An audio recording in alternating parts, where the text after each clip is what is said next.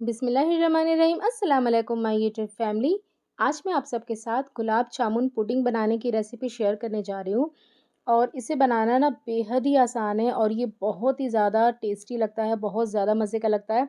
आप इसे छोटी-मोटी पार्टी आपके घर में अगर है, ईद की दावत है, किसी भी चीज़ की दावत है, तो आप इसे बना सकते हैं। ये बहुत ही ज़्यादा मज़े का बनता है और ये टाइम भी सबसे कम लेगा। 1-2 चीज़ें तो इसमें रेडीमेड ही यूज़ होने वाली हैं, तो कम टाइम में आप इसे बना सकते हैं। 1-2 दिन पहले भी बना के रख सकते हैं। तो चलिए स्टार्ट करते हैं। सबसे पहले हम एक बनाएँगे शुगर सिरप। इसके लिए हम पैन में लेंगे आधा कप चीनी, आधा कप पानी मिक्स करेंगे और यहाँ पे हमें कोई तार वाली चाशनी नहीं बनानी है, सिर्फ़ हमें चीनी के डिज़ोल्व होने तक, घुलने तक इसे पकाना है। 1/4 छोटा चम्मच हम इसमें ऐड करेंगे हरी इलायची का पाउडर और इसे मिक्स करेंगे, रख देंगे पकने के लिए जब तक चीनी जो है वो पूरी घुल नहीं जाती। और यहाँ पर मैंने एक बेकिंग ट्रे ले लिया है। आप कोई सा भी बर्तन ले सकते हैं जिसमें भी आपको पुडिंग को सेट करना हो। मैंने ये बेकिंग ट्रे ले लिया है। इसमें हम डालेंगे ये रस्क है, ये जो ब्रिटानिया का रस्क आता है ना रेडीमेड, यही मैंने लिया है ब्रिटानिया वाले रस्क। आप कोई से भी ले सकते हैं जो भी आपके एरिया में मिलते हों। और इस रस्क को इस तरीके से ट्रे में हम अरेंज कर देंगे। ये देखिए साइड-साइड में जो जगह थी ना मैंने उसमें तोड़-तोड़ के डाल दिया है। इसी तरह से आपको भी पूरा अरेंज कर देना है। यहाँ पर ये देखिए चीनी भी घुल गई है पूरी, ये देखिए। तो अब हम गैस का फ्लेम बंद करेंगे। बस चीनी के घुलने तक ही आपको इसे पकाना है, तार वाली कोई चाशनी नहीं बनानी है। जैसे ही चीनी घुल जाए आप गैस का फ्लेम बंद कर दें और ये बिल्कुल जो गरमा-गरम चाशनी है ना, ये डालेंगे हम इस रस्क के ऊपर, जिससे कि इस गरम-गरम चाशनी को रस्क जो है वो सोक कर लेंगे और ये सॉफ्ट हो जाएँगे। तो ये गरम-गरम चाशनी आप इस तरीके से सारे रस्क के ऊपर डाल दें, अच्छे से आपको डालना है, एक भी जगह छोड़नी नहीं है। कोने-कोने में भी आपको इसे अच्छे से डाल देना है, ये देखिए।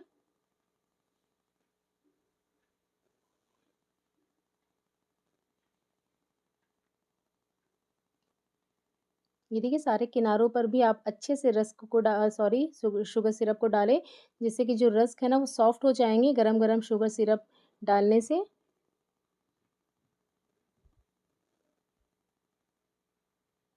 तो ये देखिए सारे शुगर सिरप मैंने यहाँ पे डाल दिए हैं, इसे अब हम साइड में रखते हैं। अब हम दूसरी चीज़ रेडी करेंगे हमारे इस डिज़र्ट की। तो यहाँ पर मैंने आधा लीटर दूध लिया है, 2 कप दूध है ये टोटल। मेरा जो कप है वो 250 ml का है, तो ये 500 ml दूध मैंने लिया है और ये बफेलो मिल्क मैंने लिया है, फुल क्रीम मिल्क है। और दूध को रखेंगे उबलने के लिए। जब तक दूध उबल रहा है यहाँ पर हम थोड़े से दूध में, आधा कप जितने दूध में 2 टेबल स्पून भर के हम लेंगे कस्टर्ड पाउडर। ये मैंने वनीला कस्टर्ड पाउडर लिया है और वनीला कस्टर्ड पाउडर ऐड करने के बाद दूध में हम इसे अच्छे से मिक्स कर लेंगे। ये जो दूध है ये रूम टेम्परेचर पर है, नहीं तो ठंडा है, नहीं तो गर्म है। और यहाँ पर ये देखिए दूध में भी उबाल आ गया, तो गैस का फ्लेम लो पे करेंगे। गैस का फ्लेम लो पे करके आप इसे एक बार मिक्स कर दें। तो सबसे पहले हम इसमें ऐड करेंगे चीनी। तो यहाँ पर मैं इसमें 3 टेबल स्पून चीनी ऐड कर रही हूँ। ज़्यादा चीनी आपको नहीं ऐड करना है क्योंकि हमने शुगर सिरप बनाकर भी रस्क पे डाला है, तो वो भी मीठी है। तो यहाँ पर सिर्फ़ हम 3 टेबल स्पून चीनी ही ऐड करेंगे हाफ़ लीटर दूध में। चीनी ऐड करने के बाद इसे 2 मिनट के लिए हमें पका लेना है, तो आप इसे 2 मिनट के लिए पका लें, जब तक कि जो चीनी है ना वो घुल नहीं जाती। और 2 मिनट बाद हमने जो कस्टर्ड को मिक्स करके रखा था ना दूध में, वो यहाँ पर हम ऐड कर देंगे पूरा और फिर से हम इसे पकाएँगे जब तक कि ये थोड़ा-सा गाढ़ा नहीं हो जाता। कितना गाढ़ा आपको इसे करना है मैं आपको आगे दिखाऊँगी। और इसे हम इस तरीके से लगातार चलाते हुए पकाएँगे जिससे कि जो कस्टर्ड पाउडर है वो नीचे बॉटम पे जाके बैठे ना। तो ये देखिए मैंने इसे पका लिया, आपको इसे इतना ही थिक करना है। ये देखिए आप देख सकते हैं स्पून पे, आप देखिए स्पून को ये अच्छा खासा कोट कर रहा है। ये देखिए अच्छी खासी कोटिंग हो रही है इससे स्पून के ऊपर। बस इतना ही आपको थिक करना है। मैंने इसे 4 से 5 मिनट के लिए पकाया है। लगातार चलाते हुए मीडियम टू हाई फ्लेम पर मैंने पका लिया है। और इस गरमा-गरम कस्टर्ड को भी यहाँ पर हम इसके ऊपर डालेंगे। कोई भी चीज़ आपको इस पे ठंडी करके ऐड नहीं करनी है। शुगर सिरप भी आपको बिल्कुल गरम डालना है और ये जो कस्टर्ड हमने बनाया है, ये भी आपको बिल्कुल गरम-गरम ही इसके ऊपर डाल देना है। तो इस तरीके से आप पूरा अच्छे से फैला के हर जगह डाल दें। पहले आप स्पून की हेल्प से कोने-कोने में पूरा डाल दें अच्छे से, जिससे कि जो कस्टर्ड है वो हर जगह पहुँच जाए। तो यहाँ पर मैंने इसे पूरा डायरेक्ट पैन से ही डाल दिया है। देखिए सारा कस्टर्ड मैंने यहाँ पे डाल दिया। अब मैंने यहाँ पर ले लिए हैं छोटे वाले गुलाब जामुन। ये मैंने घर में ही बनाए हैं, आप चाहे तो रेडीमेड भी यूज़ कर सकते हैं। और गुलाब जामुन को आपको हाफ़ कट कर लेना है।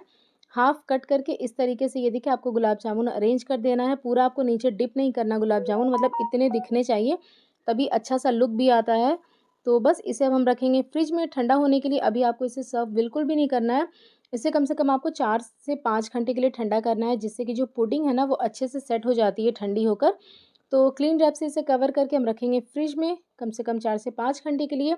आप चाहें तो 1 दिन पहले भी बना सकते हैं, इसे ओवरनाइट के लिए छोड़ दें, इसके बाद हम इसे निकालेंगे। तो चलिए अब इसे फ्रिज में रखते हैं। तो ये देखिए यहाँ पर मैंने रात में इसे फ्रिज में रख दिया था, मैंने सुबह इसे निकाला है और थोड़े से मैंने सिल्वर वर्क और पिस्ताशियो के साथ इसे गार्निश कर दिया है, जिससे कि और दिखने में थोड़े अच्छे लगे। तो ये देखिए मैं आपको कट करके दिखाती हूँ। ये देखिए बिल्कुल भी जो हमारा रस्क था वो बिल्कुल यहाँ पे सॉफ्ट हो चुका है और पुडिंग ये देखिए हमारी बहुत ही अच्छे से ना सेट भी हुई है। ये देखिए मैं आपको इसका एक पीस निकाल के भी दिखा रही हूँ। और आपने देखा कि इसे बनाना बहुत ज़्यादा मुश्किल भी नहीं है, क्योंकि 1-2 चीज़ें तो हमें रेडीमेड ही यूज़ करनी है और ये बहुत ही ज़्यादा टेस्टी बनते हैं गुलाब जामुन के साथ। जो कोई भी खाएगा ना वो आपकी ज़रूर तारीफ़ करेगा, तो आप भी इसे ट्राई करें। अपने फीडबैक मेरे साथ शेयर करना बिल्कुल भी ना भूलें। मिलते हैं एक और नई रेसिपी के साथ, तब तक के लिए अल्लाह हाफ़िज़।